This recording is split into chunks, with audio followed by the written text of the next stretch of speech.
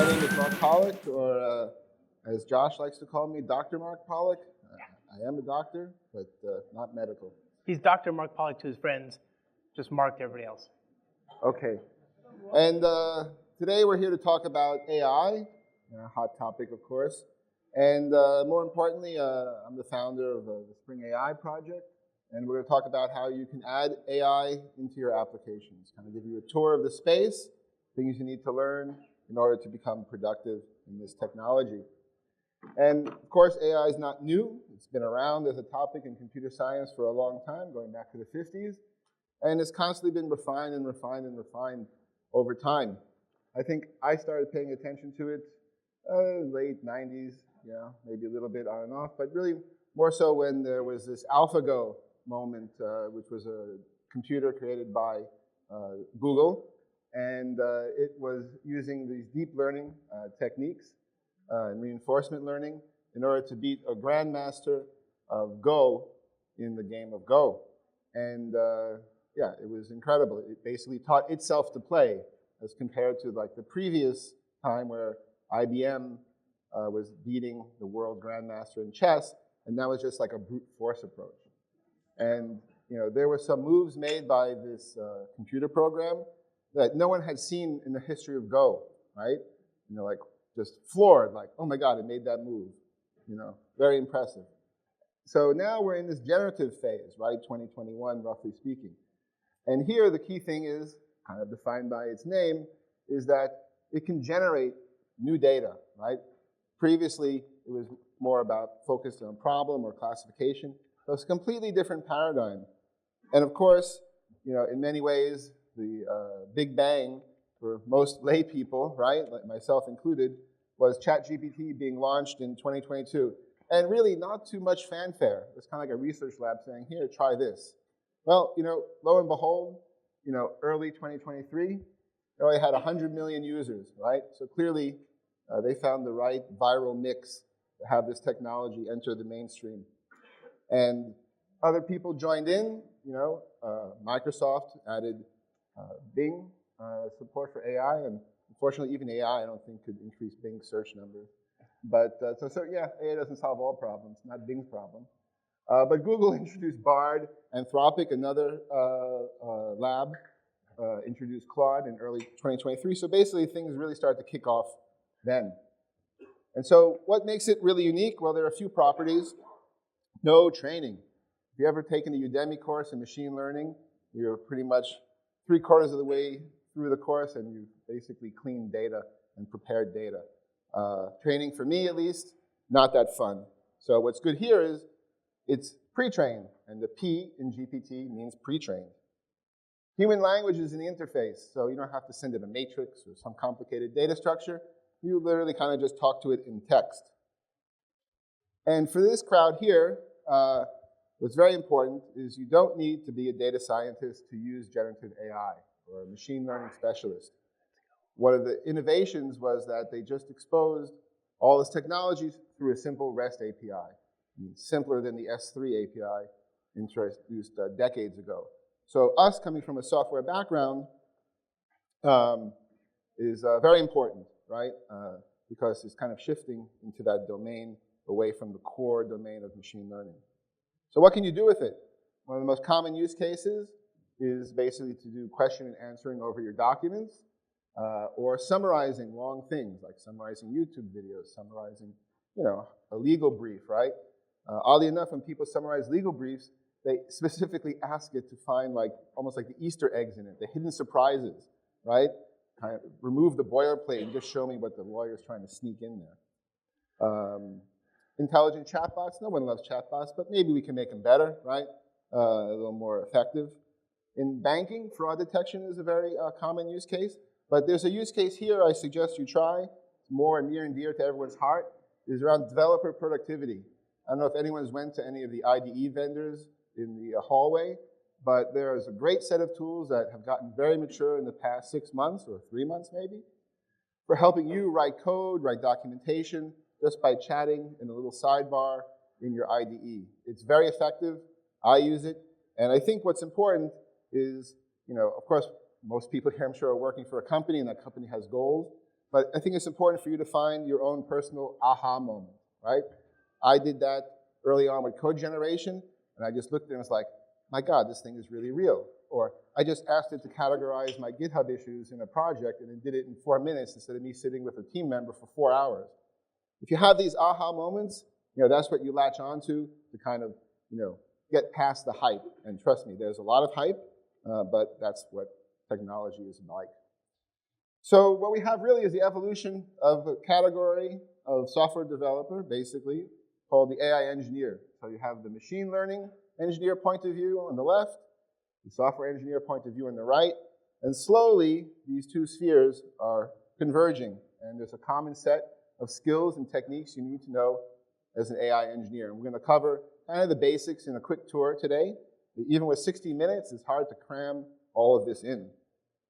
So what is Spring AI? Well, it is literally an application framework for AI engineering. And what does that mean slightly more concretely? Is that Spring has always been known, going back to slides you might see from 20 years ago, for portable service abstractions. What this means in this world is that in the AI world, is that there are many models out there. All of them have different APIs. There are many vector stores, which is a key technology that accompanies typically AI use cases. Tons of companies, all of them different APIs. So we provide a uniform API to help you access all of them, even a query API for vector stores that's unified, because they all have different query languages, in addition to different APIs. So this makes it easy for you to use different models, swap them in and out. Developer productivity, this is a key foundation of Spring and every other application framework, basically, nothing new there.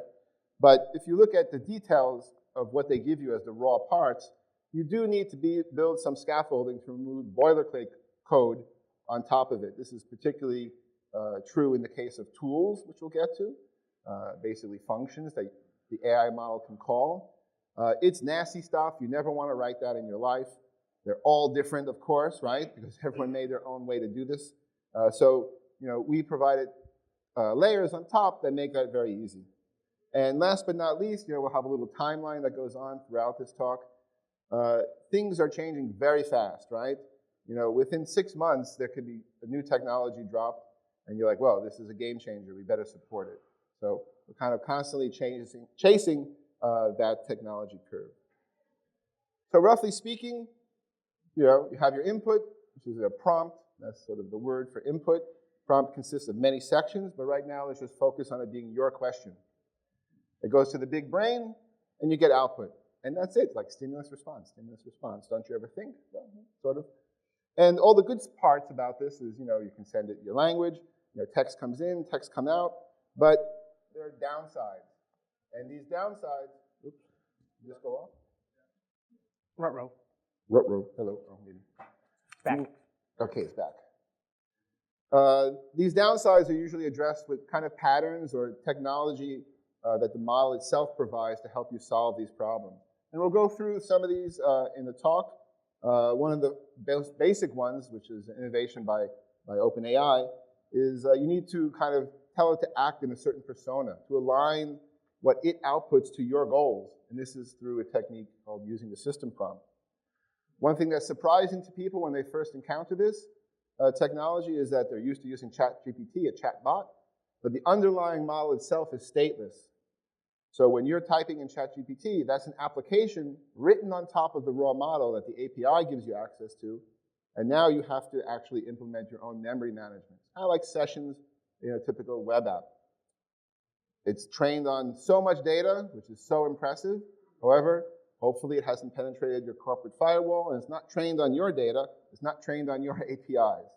So there are techniques called tool calling and prompt stuffing, which is literally as coarse as it sounds, is you take your data and you use the powerful string concatenation operator, and you shove that into the prompt and send it on its way.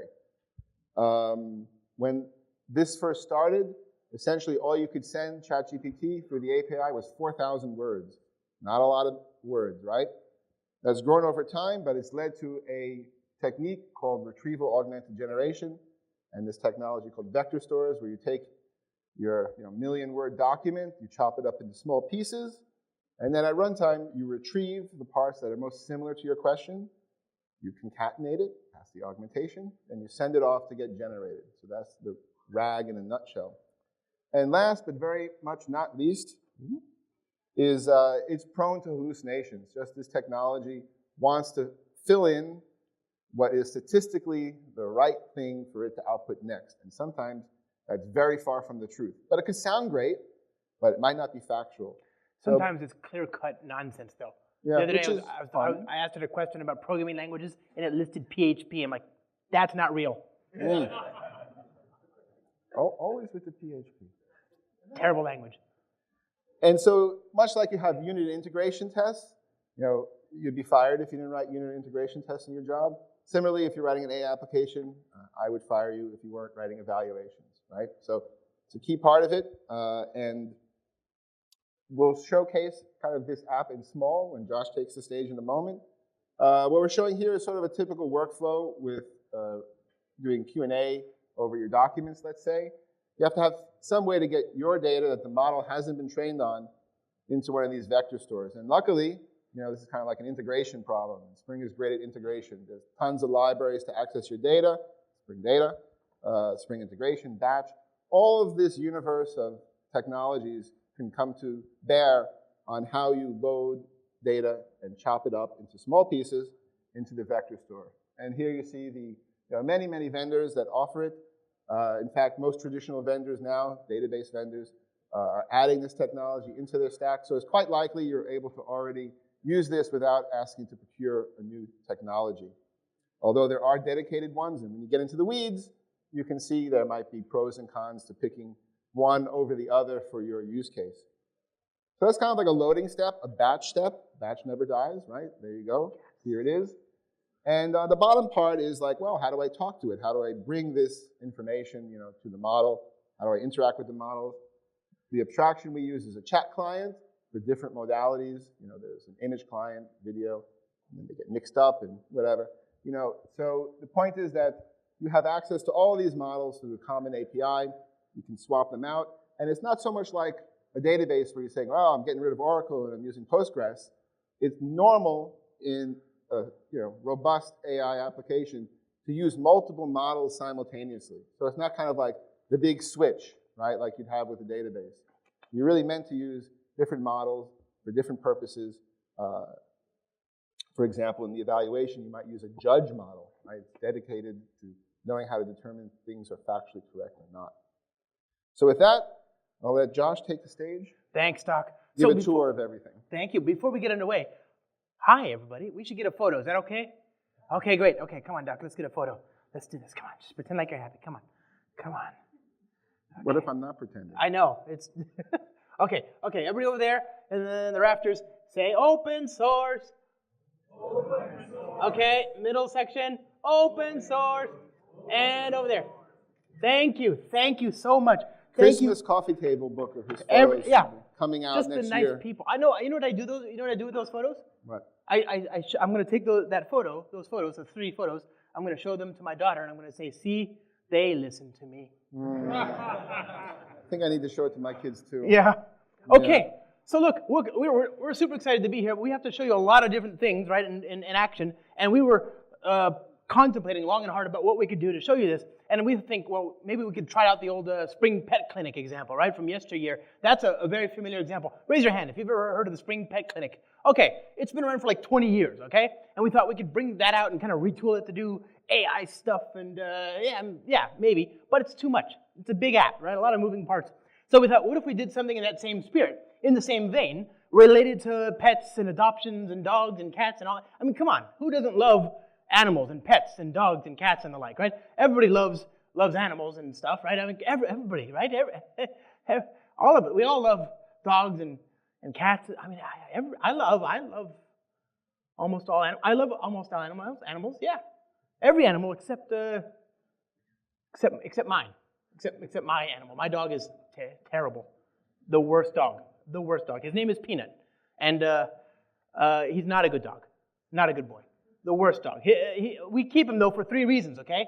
The bedrock truth that even terrible, terrible dogs deserve loving homes. That's 1. 2, and I'm just going to be real here with you, it's ego, okay? It's ego. Because in my home, my partner and my daughter both speak 5 languages. I, but 3.5. So if we didn't have that stupid dog, I would be the stupidest in the house. It will not stand. It will not stand. So we keep him for that reason. And then just being real here, again, just being very, very real here with y'all. He is pretty stinking cute. I mean, look at him. Oh, I know. He's so cute on the outside. On the outside. On the inside, it's pure evil. Pure malice, okay? Very, very, very bad dog. This is, in fact, the best way to experience Peanut the dog is through a photo on the other side of the country, right? You're looking at a photo on the other side of the country as him. So that's the safest way to experience my dog, Peanut. And he reminds me of another dog about which I learned during the pandemic called Prancer. Now, how many of you, do you remember all the crazy things we did during lockdown? One of the things I was doing back then, which I haven't done since or before, is sit and watch the news as it's airing on TV, right? Imagine, like some sort of sociopath, right? Like nowadays you just watch just watch the headlines or something, right? So this woman put out this advert trying to find a new home for her dog back in April of 2021, and she describes this dog named Prancer, okay? And she describes this dog hilariously. She says, I've tried for the last several months to post this dog for adoption and make him sound palatable. The problem is he's just not. There is not a very big market for neurotic, man-hating, animal-hating, children-hating dogs that look like gremlins. But I have to believe there's someone out there for Prancer because I'm tired, and so is my family. Every day we live in the grips of the demonic Chihuahua hellscape he has created in our home. Right, doesn't sound like the best doggo. But she continues, this is so sad. I was excited to see him come out of his shell and become a real dog. I am convinced at this point that he's not a real dog, but more like a vessel for a traumatized Victorian child that now haunts our home. Wow. Can you imagine writing those things about an animal? And she continues, warns rather ominously, Prancer wants to be your only child. Right? What does that mean? Right? So, and yeah, not good. Just all of it not good. She even continues, he's only 2 years old, but will probably live to be 21 through pure spite. Right? So, yeah, doesn't sound like a good dog, but come on, super cute, right? Super cute. Super cute. I'd pet that. Come on, that's a cute dog. So, I thought, well, we could build like a dog adoption service, right? Something like that in that spirit. So what we're going to do is we're going to go back to the old start.spring.io. We're going to build a new service here called Adoptions, okay? And we have some dependencies that we need to add. We're going to add the GraalVM native image support naturally. We're going to bring in the Spring web support. We're going to need a data store. So I'm going to use Postgres with vector capabilities. Remember, there's a whole number of different implementations. Postgres happens to have great vector store capabilities. So I'll bring in the PG vector implementation there. I'm going to need an ORM to make that easy, so I'll use Spring Data JDBC. I'm going to bring in OpenAI, right? There are many different AI modules, as we just discussed, supported here, including OpenAI, Bedrock, Gemini, Azure, all this good stuff. All that is there. But I'm going to bring in OpenAI because why not? You can also use Ollama if you want on-prem hosted versions. You can bring in the actuator if you want. I'm going to bring in the dev tools as well. Anything else I've forgotten there, good doctor of mine? Oh yeah, we need to also bring in the MCP client. Now look, we're going to get to this later, okay? But keep that in the back of your mind. That's going to be important for later, okay? That's called foreshadowing, friends, okay? Okay, good? Good. Open this up, UAO adoptions.zip. We're going to open this up in the IDE. I'm using IntelliJ. It doesn't all that much matter which.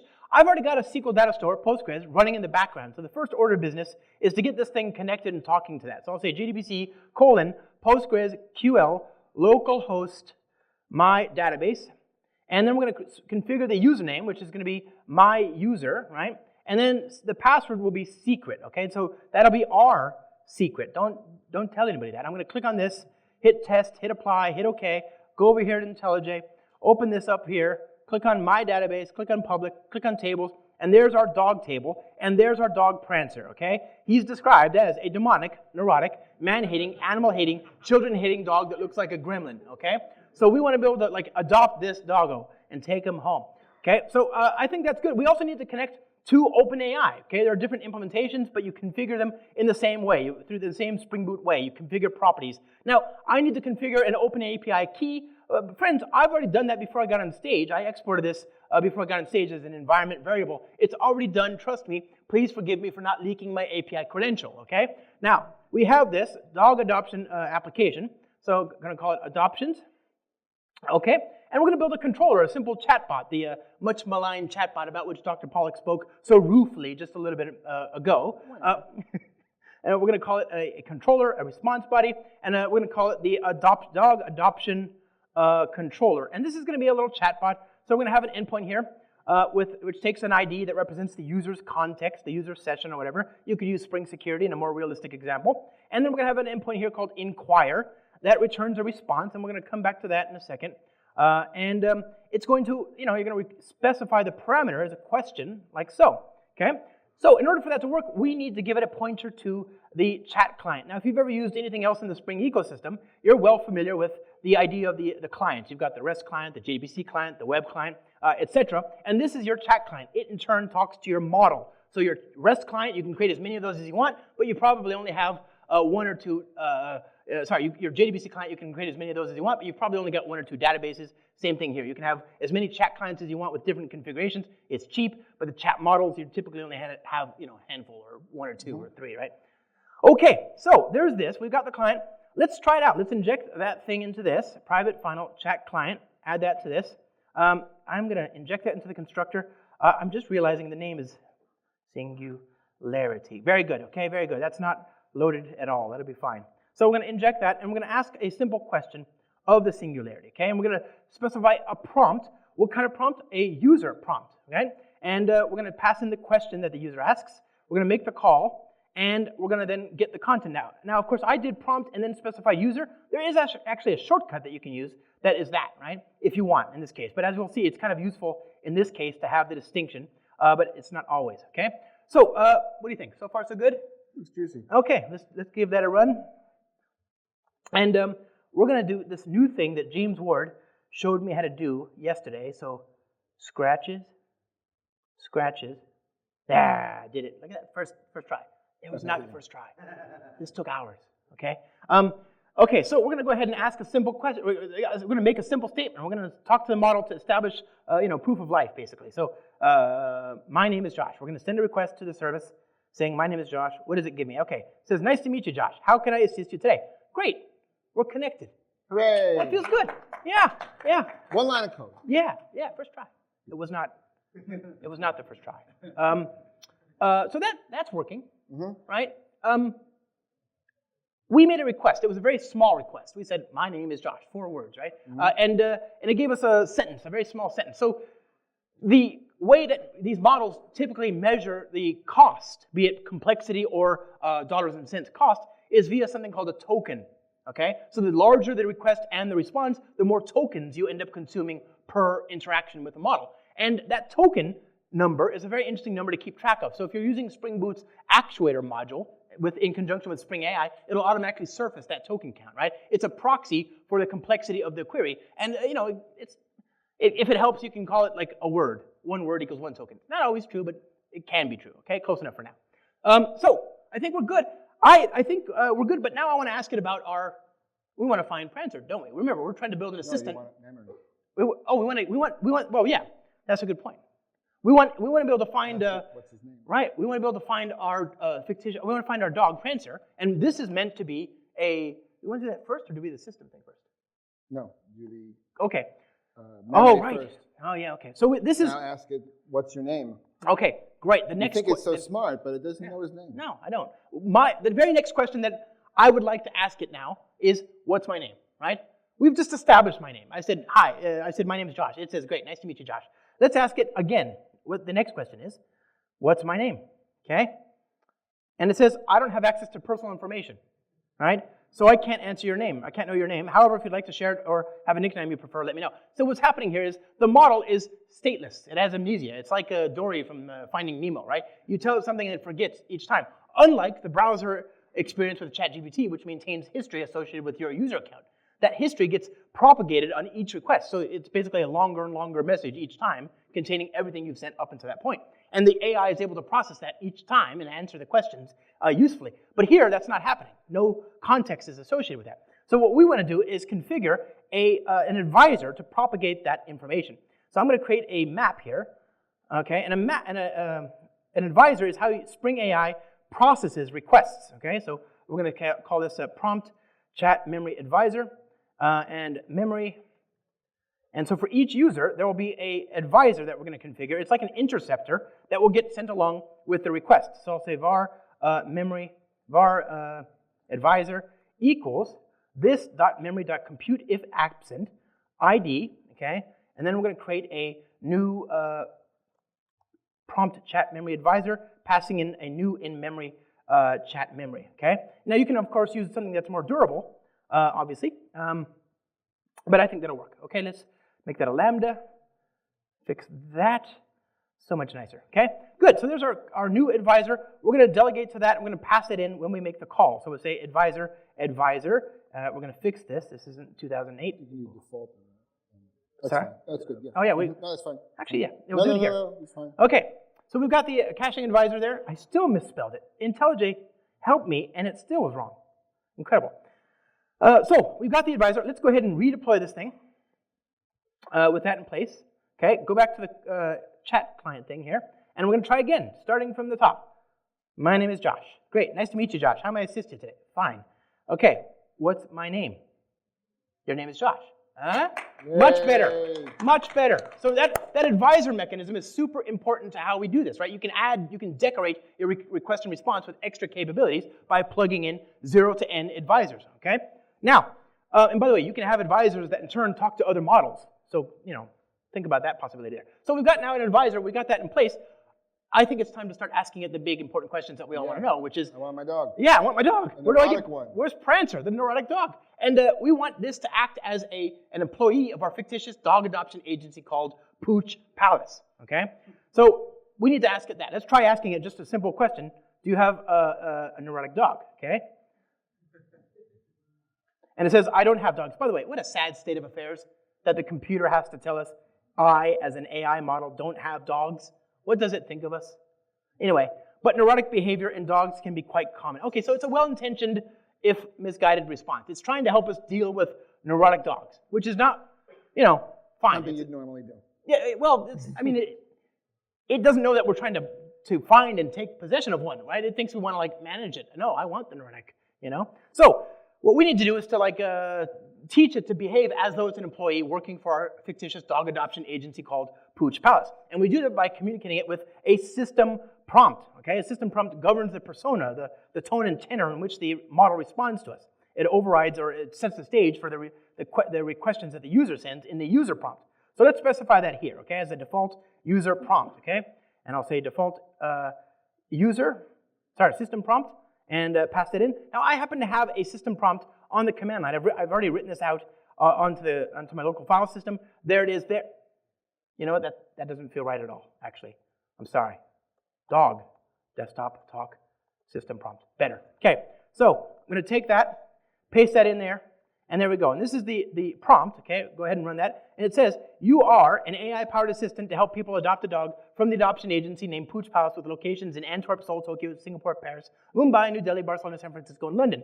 Information about the dogs available will be presented below. If there's no information, then return a polite response suggesting we don't have any dogs available. And oh, wait, you know what? I'm so sorry. This is so embarrassing, Atlanta. There we go, okay?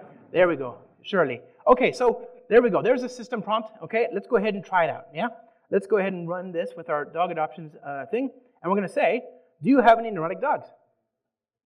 I'm sorry, I don't have any information about neurotic dogs available for adoption at Pooch Palace.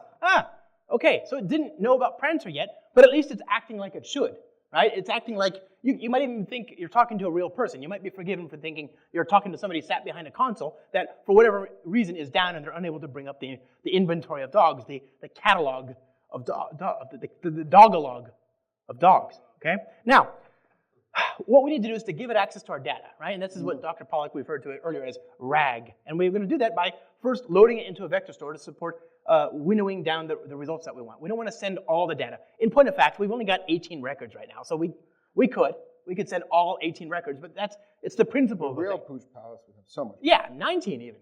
The sky's the limit, right? So we want to get a sub-select of the data so that we don't waste complexity and time and token counts on results that don't matter. We only want to send the things that might conceivably be pertinent.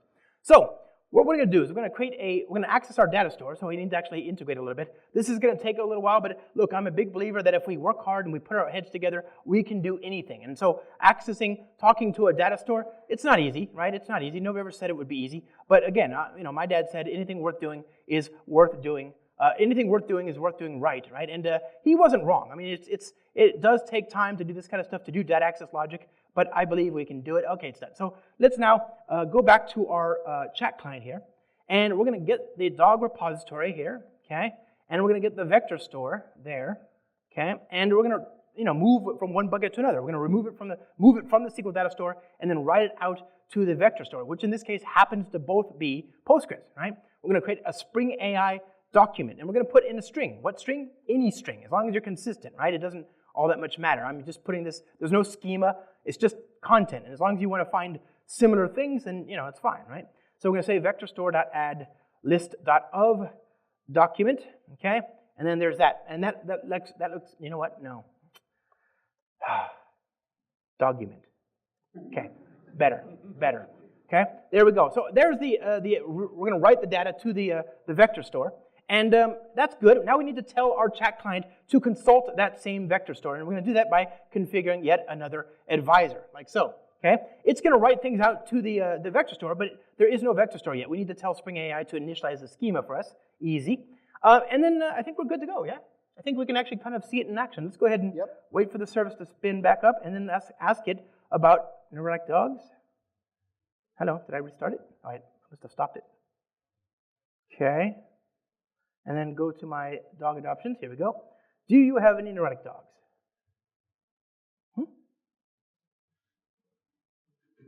Console. Server's up and running.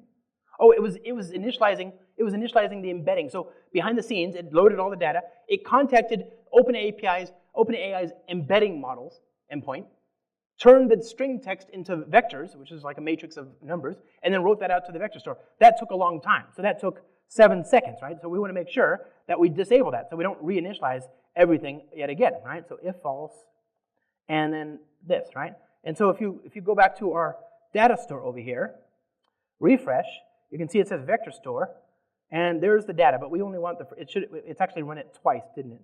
So let's just delete all that, okay? Refresh, there we go. There's the 18 records that we had and that we should have. This is the vector store capability.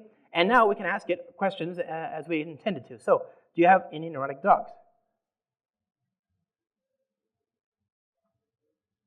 Okay, I'm sorry, but I didn't have any information on neurotic dogs available for adoption at Pooch Palace. Very disconcerting. Why is that? Let's just try reinitializing this one more time. And maybe restarting the service. Here we go.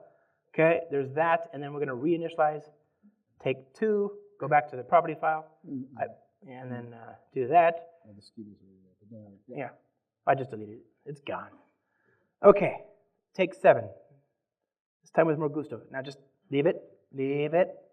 Don't overwhelm the service. There we go. That'll be it. So now we go back to this. Take 7. Yes, we do have a neurotic dog available for adoption. Prancer is a demonic, neurotic dog that has a unique appearance reminiscent of gremlins. If you're interested in learning more about Prancer or arranging a visit, please let me know. And how. Okay? So that's worked. So now let's comment out that undo initialization. I had it in a bad state there, but it's fine now. Okay? So now I can ask that question all day long. The very next thing I'm going to want to do is pick this guy up. Yeah, I want to like schedule an appointment to visit and then adopt this doggo. So how do we do that? Well, one way to do this is you would most likely, if you were at Pooch Palace, you'd have a service, right? That would be about setting up the schedule when you can come. And this enters the realm of tool calling. Other tab. Yeah. There we go. I'm learning a Mac. Like right now. And so what tool calling is a feature that AI models got in mid-2023.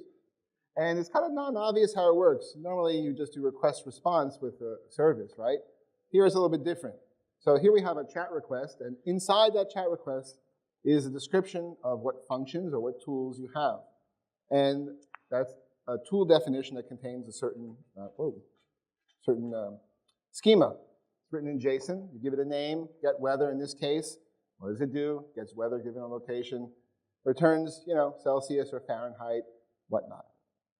So if you ask the question, what should I wear today in Amsterdam? Along with that request is going to go the listing of the tool, what you just saw in the JSON. It goes to the AI model, and now it's thinking, right?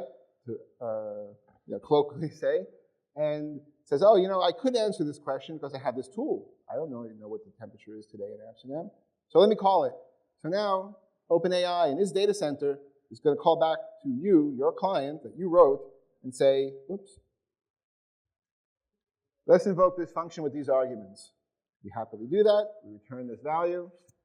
And now it has the result. And it thinks some more and says, oh, are there any other tools? Maybe I need to call more. And so it can do this multiple times until it's finally content. It has all the data, or at least it exhausted all its possibilities to get as much data as it can. And then it'll say, yeah, you should wear a jacket and bring an umbrella. So all of this system prompts, forcing JSON, in the beginning, before there was a JSON mode, you literally had to put in the prompt, please give me JSON in this format, if not, my grandmother might die, right? You had to threaten it, right? Because it really didn't want to return JSON. It really wanted to return text. Sometimes you'd even get a response. Sure, Mark, here's your JSON, curly brace. You're like, come on, man. Really? I just said. So instruction following has gotten better, and as we move along in this timeline, models became cheaper, multimodality started to come in, so images, videos, open source, in particular Llama from Meta came on the scene. And now instead of having 4K words to send over, you can send around 128K. That kind of became a good sweet spot for these things in early 2024. So I'll hand it back over to Josh to implement a tool for us. Right, we want to adopt. To pick up our friend. Yeah. So let's go down here and build a Pojo, right? Typical Spring style. Dog adoption scheduler, right? And we're going to create a method here that returns the time, schedule pickup appointment, okay? And we're going to have a few parameters here, the dog ID and the string name of the dog, okay? So let's just do something silly so we can prove it's working.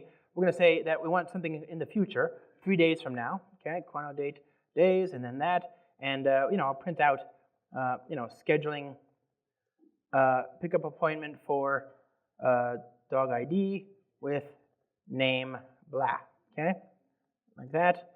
And we'll say name, and we'll say this one here is the ID, voila, okay?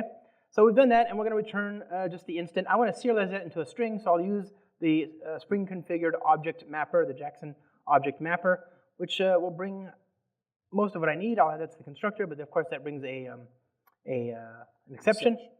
So I'll add this there, throws exception. Yep, there's that. And then we're going to do return that, right? Time this dot object mapper dot write value as string, like so. And a print line so we see it's invoked. Here.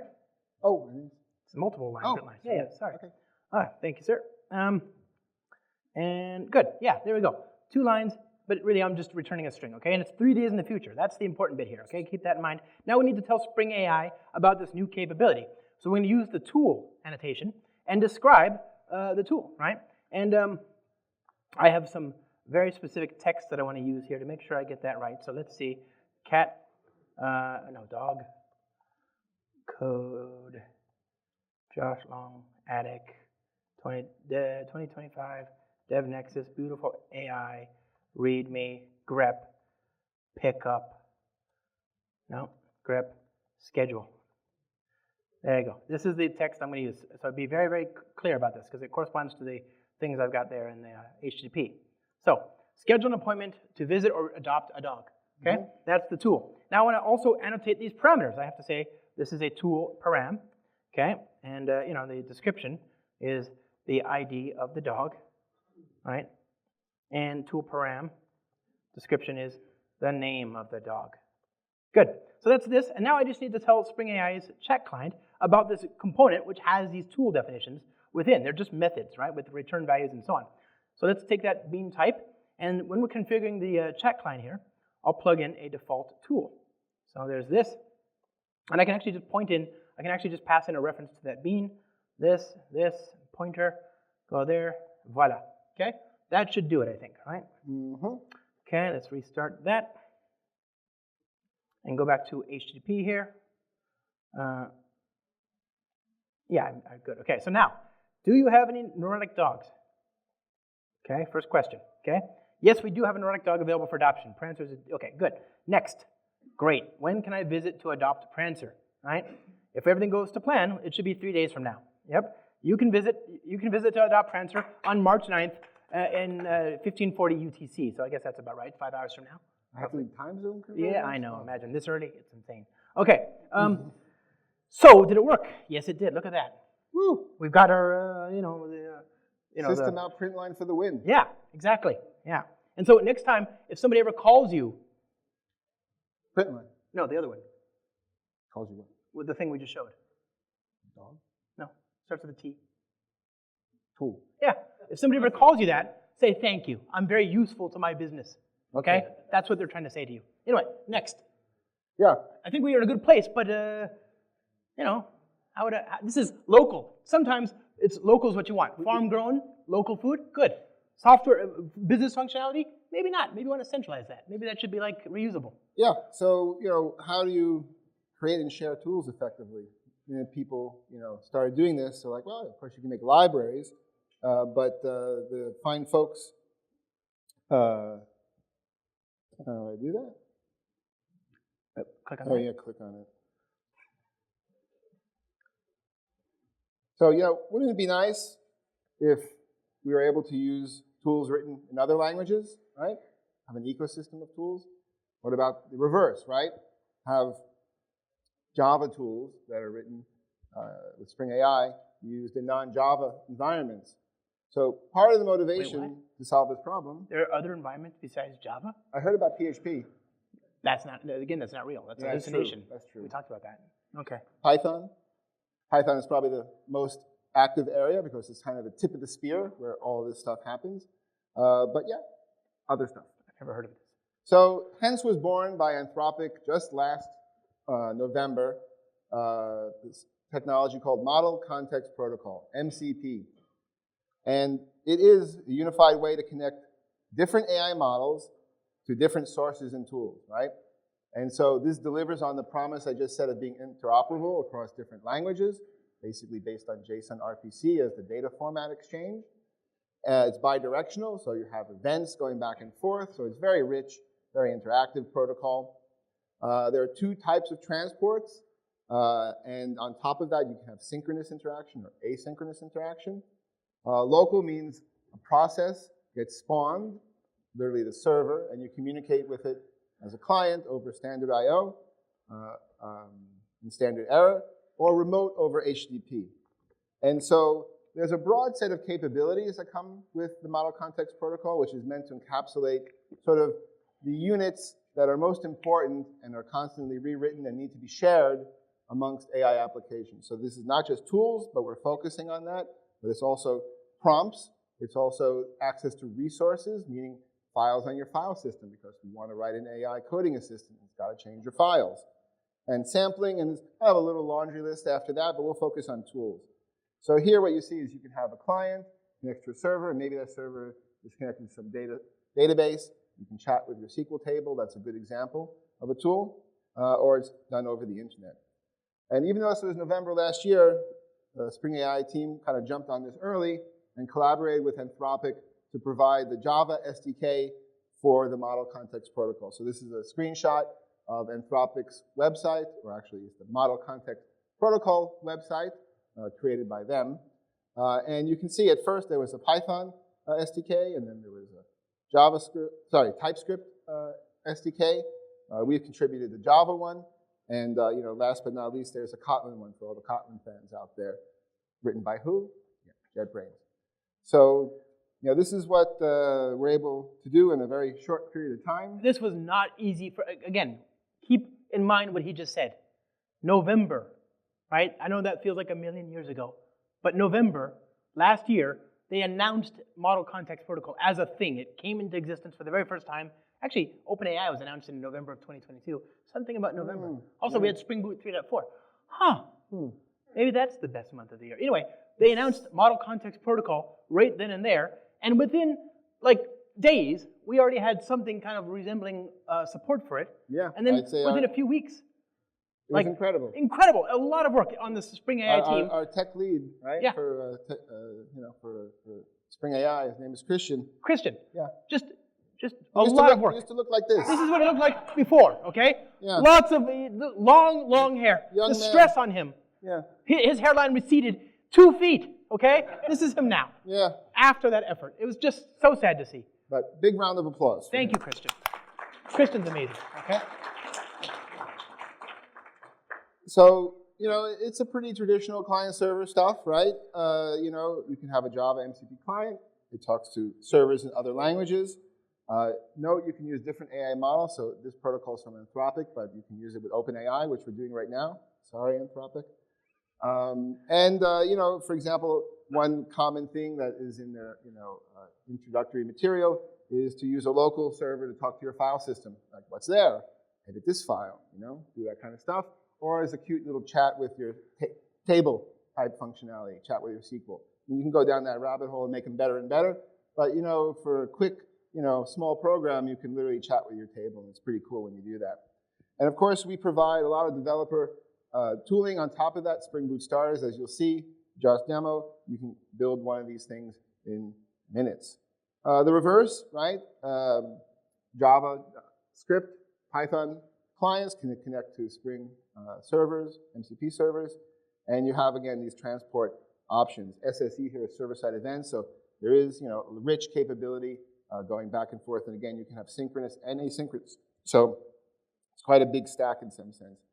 And now, there is a cottage industry of directories, right? I think everyone's fighting to be the directory.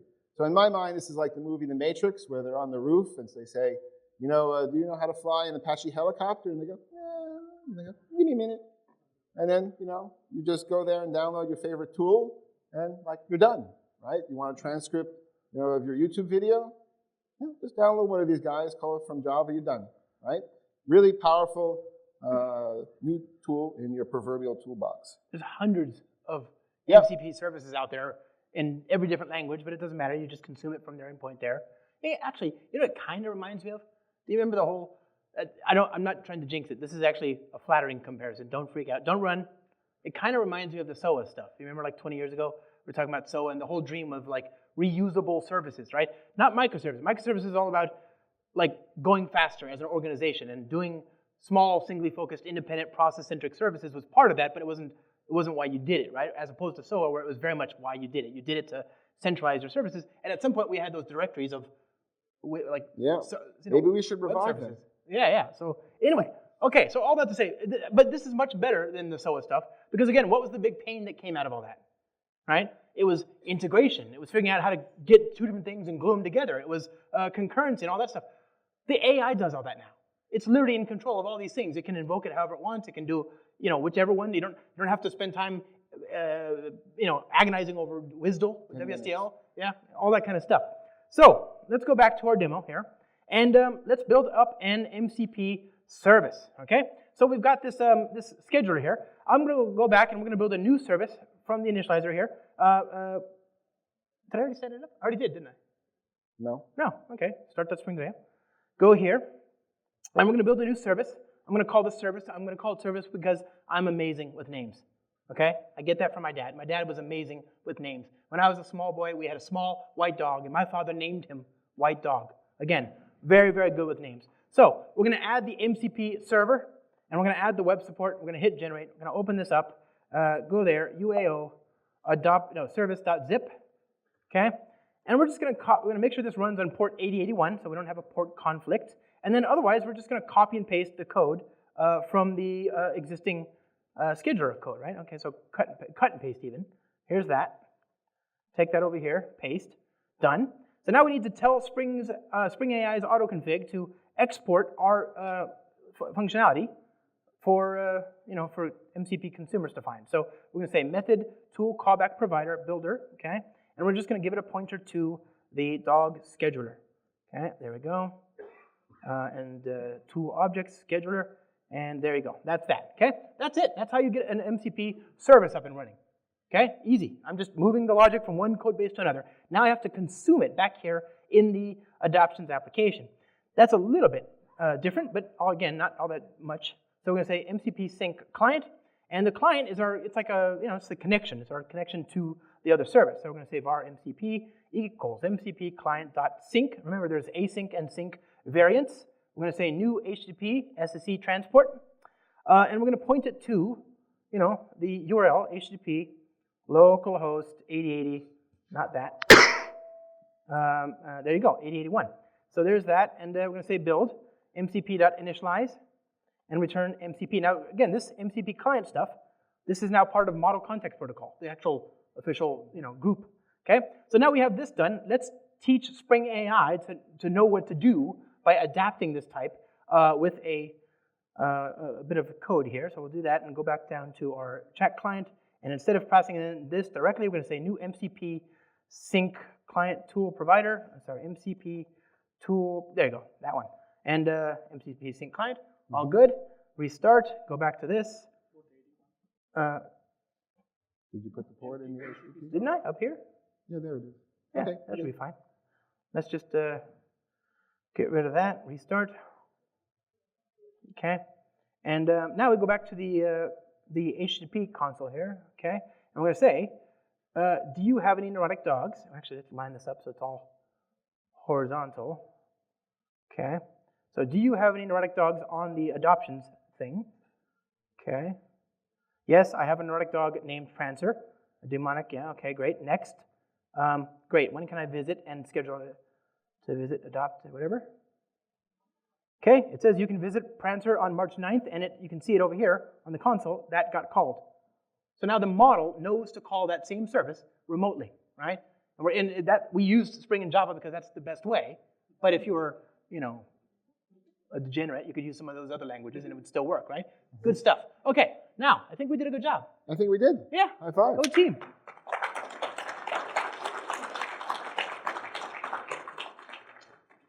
I'm kidding. You're not degenerates. Unless you're doing PHP. So what would a talk about AI in 2025 be without the word agent? I don't know. I spend a lot of time in AI. Maybe people don't, but this word is getting very overused. But it's kind of maturing right now. And I think the opinion of what it does is kind of solidifying.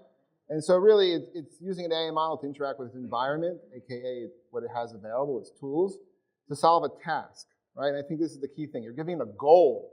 You're not just saying, what's the weather, right? It's kind of a goal, but not really, right? It's not a complicated goal. It's a one-shot back and forth.